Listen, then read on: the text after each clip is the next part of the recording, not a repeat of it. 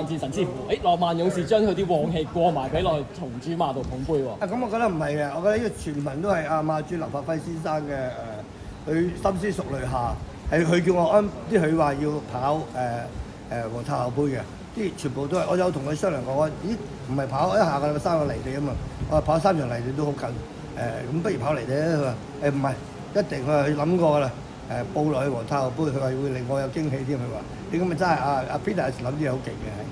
同埋今日呢場雨係咪某程度上對佢個跑法上都有助佢發揮咧？我覺得今日所有嘢都有賺嘅，因為第一你知嗰啲級制賽不平網咧，啲3級賽嗰啲咧，一定係輕網係好過重網嘅。第一，第二今日一定係擺前領或者貼馬仔好嘅。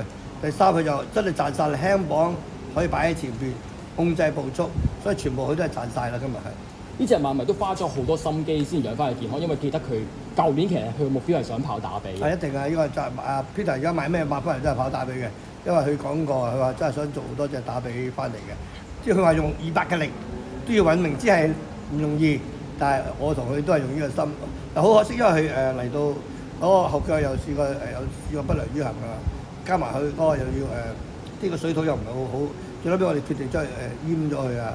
咁好多嘢搞埋就嘥咗啲時間，希望而家真係證明佢臨地好咯。但係臨地好其實喺香港又唔係咁好嘅，因為唔係好多馬，唔係好多真係好多時有今日咁嘅場地俾佢跑咯。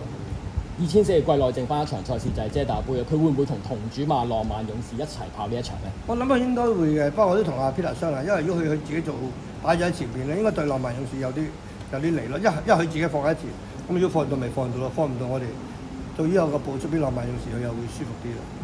感謝晒成哥，多謝晒。好，多謝，恭喜晒。